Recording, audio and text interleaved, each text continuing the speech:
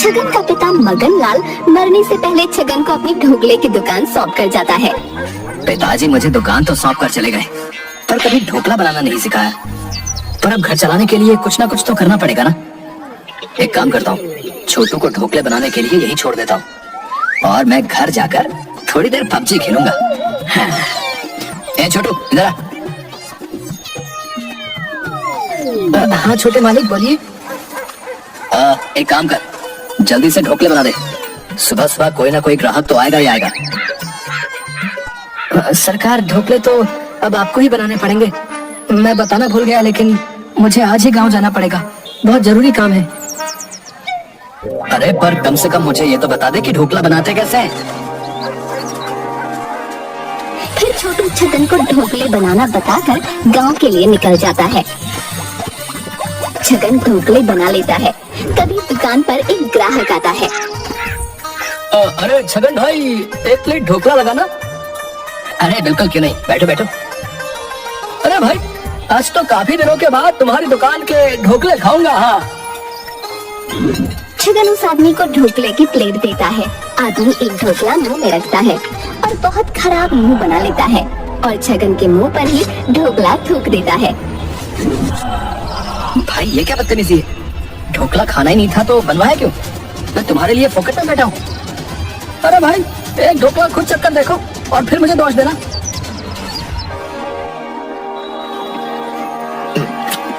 अरे बाप रे, इसमें तो सच में ही स्वाद नहीं है।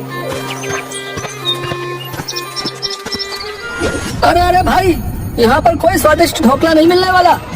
चलो चलो किसी और दुकान पर चलते हैं। अगर ऐसा ही चलता रहा तो ये दुकान ही बंद करनी पड़ेगी। छगन बेटा, तुझे बहुत अच्छे ढोकले बनाना सीखना होगा, पर कैसे कैसे सीखे? फिर छगन ने बहुत बार अच्छे ढोकले बनाने की कोशिश की, पर हर बार ढोकले खराब ही बनते। थोड़े ही दिनों में उसकी ग्राहकी बहुत कम हो गई। वहीं दूसरी तरफ मगन की मौत की खबर सुनकर धनीराम छगन की दुकान पर आ जाता है। बेटा, तुम्हारे पिताजी की मौत की खबर सुनी, सुनकर बहुत बुरा लगा। वो मैं उस समय बाहर था, गांव गया था, इसलिए नहीं आ पाया। छगन की भी आंखों में आंसू आ जाते हैं। वैसे बेटा, मैं तुम्हारे पिता के नाम पर एक स्मारक बनवाना चाहता हूँ। आखिर वो मेरा बहुत अच्छा दोस्त था, पर उसमें तुम्हारी इजाजत की जरूरत है। ये वो कागजात है, इन पर तुम्हारे दस्तखत चाहिए। अरे हाँ काका, क्यों नहीं। छगन बिना कुछ सोचे समझे बिना पढ़े कागज पर दस्तखत कर देता है। धनीराम दस्तखत लेकर घर पर आ जाता है। मैंने सुना है कि आप मगन चाचा के नाम पर कोई स्मारक बना रहे हैं, पर क्यों? कल तक तो आप उनकी दुकान लेना चाहते थे। अरे बेवकूफ, तू अभी तक मुझे नहीं समझ पाया। ये देख, इन कागजों पर मैंने उसके दस्तखत ले लिए हैं। ये उसकी इजाजत के नहीं, बल्कि ये कागज उसकी दुकान के हैं। इसमें लिखा है कि ये दुकान वो मेरे नाम कर रहा है, या फिर उसे इस दुकान के बदले 10 लाख रुपए देने होंगे। और 10 लाख रुपए वो तो क्या, उसका बाप भी आकर नहीं दे सकेगा। फिर इस दुकान के तो मुझे चौगुने दाम मिलेंगे, देखना। तभी कुछ आदमी हाथ में लाठियां लेकर छगन की दुकान के सामने खड़े हो जाते हैं। आइए आइए भाई साहब, बैठिए। 1 2 3 4 5, आप लोग बैठिए, मैं फटाफट 5 प्लेट ढोकले तैयार करके लाता हूँ। हम यहाँ ढोकले खाने नहीं आए। हमारे सेठ धनीराम ने तुम्हें 15 दिनों में ये दुकान खाली करने के लिए कहा है, नहीं तो तुम्हें 10 लाख रुपए देने पड़ेंगे। क्या? अरे भाई, तुम्हें कोई गलत फहमी हुई होगी।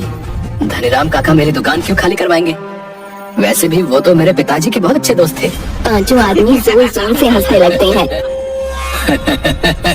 सेठ धनीराम पैसों के अलावा किसी और का दोस्त हो ही नहीं सकता। कल तुमने ही तो उसके कागज पर दस्तखत किए थे ना, और इसमें यही लिखा है कि या तो तुमने दुकान खाली करनी होगी या फिर 10 लाख रुपए का इंतजाम करना पड़ेगा, समझे? क्या? जाओ और जाकर कह दो अपने सेठ से कि मैं अपनी दुकान किसी को नहीं दूंगा। अभी तो जा रहे हैं, पर थोड़े दिन बाद फिर से आएंगे। और हाँ, याद रखना, या तो दुकान या फिर 10 लाख रुपए।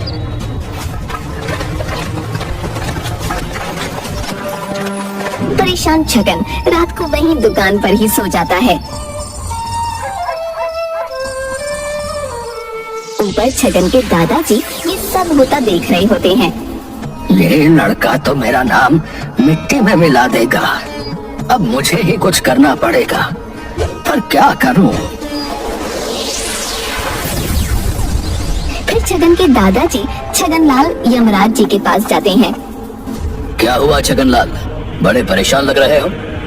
मैं परेशान ना हूं तो क्या करूं? उधर पृथ्वी पर मेरा पोता, उसे ढोकले का ढ भी नहीं आता, और वो धनीराम वो हमारी दुकान हड़प कर बैठा है। अब आप ही बताइए, परेशान ना हो तो और क्या करूं? तो मैं तुम्हारी क्या मदद कर सकता हूं? ज्यादा कुछ नहीं, बस आप मुझे थोड़े दिन के लिए नीचे जाने की इजाजत दे दो। मैं काम खत्म करके तुरंत आ जाऊंगा। पर ये तो नियम के विरुद्ध है, मैं तुम्हें नीचे नहीं भेज सकता। क्या ये नियम के विरुद्ध है? और जो आप छुप छुप कर स्वर्ग की अप्सराओं से मिलने जाते हो, आप अभी रुकिए, मैं अभी देवी धूमरोना को आपकी सारी करतूतों के बारे में बताता हूँ। अरे अरे, तुम तो बुरा मान गए छगनलाल, वो तो मैं बस ऐसे ही मजाक कर रहा था। अच्छा तो इजाजत देते हो कि नहीं? नहीं तो मैं अभी सब कुछ पता कर चला जाऊंगा। ठीक है, चले जाओ, पर हाँ, जैसे ही तुम अपनी दुकान बचा लोगे, मैं तुम्हें फिर से ऊपर बुला लूंगा। ठीक है। फिर पृथ्वी पर अचानक से बहुत तेज हवा चलने के साथ साथ बारिश भी होने लगती है। छगन सो रहा था, तभी बारिश की बूंदें उसके मुंह पर गिरती हैं। उसकी नींद खुल जाती है। जैसे ही वो आँख खोलता है, उसे बहुत तेज रोशनी दिखाई पड़ती है और उसके दादाजी की तस्वीर का हार टूटकर नीचे गिर जाता है। ये क्या है? फिर वो उस रोशनी के पास जाता है तो उसे एक आदमी उसके दादा की कुर्सी पर बैठा दिखाई देता है। छगन और भी डर जाता है और डरते हुए उसके कंधे पर हाथ रखता है। अरे भाई, कौन हो तुम? और दुकान का दरवाजा तो बंद था, तो तुम यहाँ कैसे आए? छगन के दादा छगन की तरफ मुंह घुमाते हैं और जोर से हंसने लगते हैं। दादाजी, आप नहीं, मैं कोई सपना देख रहा हूँ। फिर छगन के दादा उसके गाल पर जोर से थप्पड़ मारते हैं।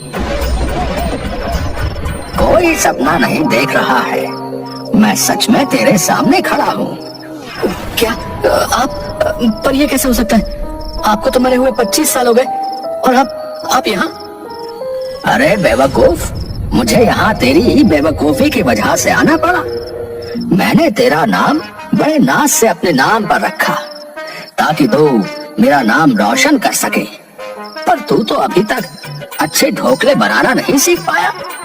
और दूसरा ये कि तूने हमारी दुकान उस धनीराम के हवाले कर दी। बचपन में पढ़ लिख लेता तो आज ये नौबत नहीं आती। मैं तो तेरे बाप को बेवकूफ समझता था, पर तू तो उससे भी बड़ा गधा निकला। हाँ दद्दू, मुझे भी थोड़ी देर पहले इस बात का एहसास हुआ, पर उसने मुझे उसकी बातों में इस तरह फंसाया कि मैं समझ ही नहीं पाया कि वो मुझे धोखा दे रहा है। और अब उसने मुझे 15 दिन का समय दिया है। अब आप ही बताइए कि 15 दिन में मैं उसे 10 लाख रुपए कहाँ से ला कर दूं? और मैंने तो सुना है कि उसने और भी किसानों की जमीनें और दुकानें जब्त की हैं, और वो किसी शहर के बड़े व्यापारी को बेचकर यहाँ पर बहुत बड़ा मॉल बनाने की फिराक में है। हाँ हाँ, पता है मुझे सब कुछ पता है, इसीलिए तो मैं यहाँ पर आया हूँ। पर सबसे पहले तो मैं तुझे ढोकले बनाना सिखाऊंगा। बेवकूफ, तुझे ढोकला बनाना भी नहीं आता। तूने तो मेरा नाम मिट्टी में मिला दिया। अगले दिन छगनलाल अपने जादू से ढोकले बना देता है। उनकी दुकान के सामने से एक बूढ़ा आदमी गुजरता है और खुशबू सूंघकर दुकान पर रुक जाता है।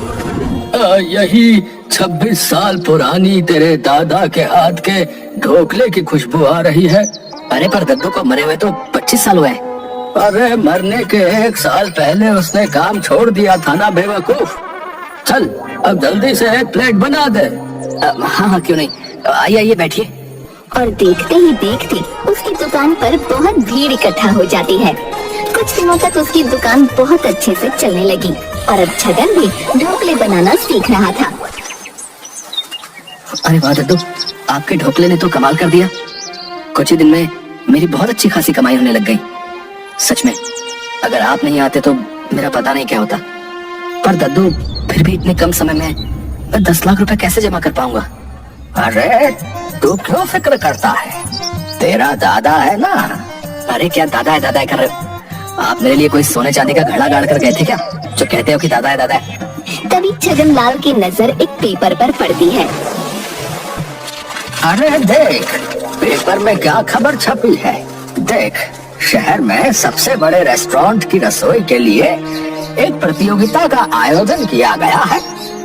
उसमें जिसका भी खाना सबसे स्वादिष्ट होगा उसे बहुत बड़ा इनाम मिलेगा। इससे हमारी बहुत मदद हो जाएगी। अरे वाह, अगर मैं इस कंपटीशन में जीत गया तो मैं अपनी दुकान बचा सकता हूँ। फिर छगन और उसके दादा दोनों उस कंपटीशन में पहुंच जाते हैं। इस कंपटीशन में धनीराम का भी एक आदमी होता है। यहाँ भी आ गया। उसकी दुकान बचाने के लिए इस कंपटीशन में भाग ले रहा है। पर मैं भी देखता हूँ कि ये कैसे जीतता है। दद्दू, मैं अभी भी आपके जितने स्वादिष्ट ढोकले नहीं बना सकता। एक काम करो, क्यों ना आप मेरी जगह ढोकले बना दो। वैसे भी यहाँ किसको पता चलेगा। नहीं, मैं ये नहीं करूँगा। कंपटीशन में भाग तूने लिया है, और वैसे भी मैं यहाँ तेरी मदद करने आया हूँ। तेरी जगह ढोकले बनाने नहीं, तो ढोकले तो तुझे ही बनाने पड़ेंगे। और वैसे भी तू इतने खराब ढोकले भी नहीं बनाता। अब तो काफी सीख चुका है। फिर छगन ढोकले बना देता है। दद्दू, आप ये है ना, मैं पानी पी कर आता हूँ। मौका देखकर धनीराम का आदमी छगन के ढोकले में छिपकली डाल देता है और फिर से अपने स्टॉल पर चला जाता है। छगनलाल ये सब देख रहा था। अच्छा बेटा धनीराम, अब तुम मेरे पोते के ढोकले खराब करने के फिराक में हो तो रुक, मैं तुझे अभी बताता हूँ। फिर छगनलाल वो छिपकली उठाकर धनीराम के आदमी के खाने में रख देता है और किसी को पता भी नहीं चलता। जैसे ही कंपटीशन के जज खाना चखने जाते हैं तो सब डर जाते हैं और उसे कंपटीशन से बाहर निकाल देते हैं।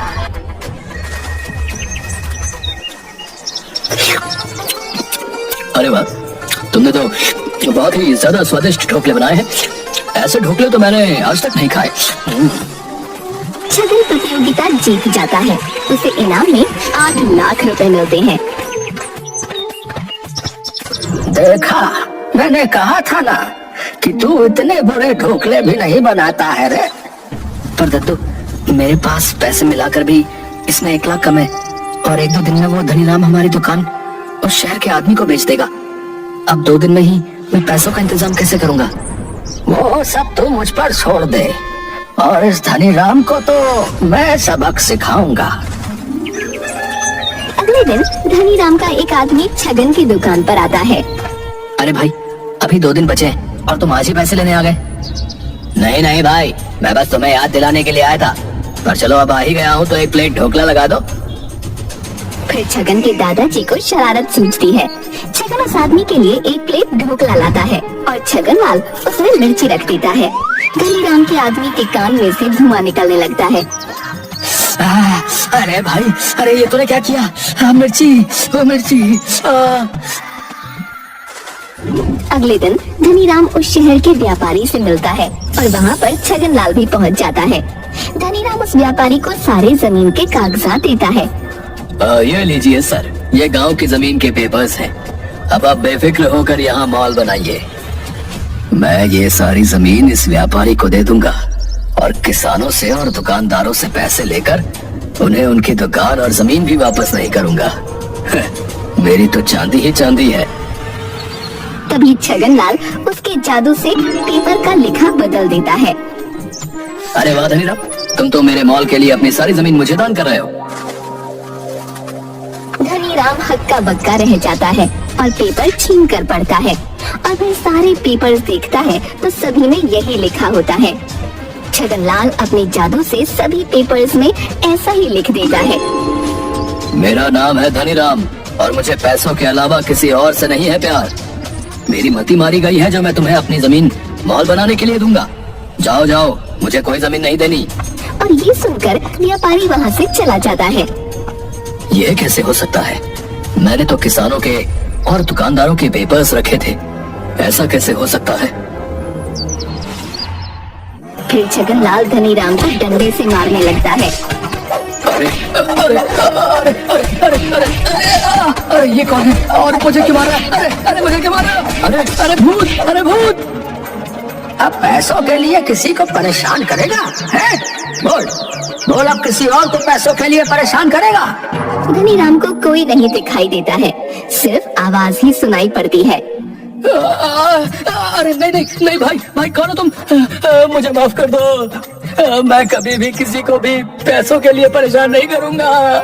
अब अगर किसी को परेशान किया तो अंजाम इससे भी ज्यादा बुरा होगा, समझा? अब जाओ और सभी किसानों और दुकानदारों से जाकर माफी मांगो, नहीं तो।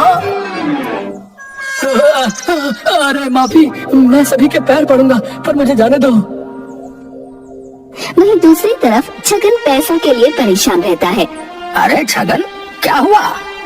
दादू आज आखिरी दिन है और अभी तक पैसे जमा नहीं हुए।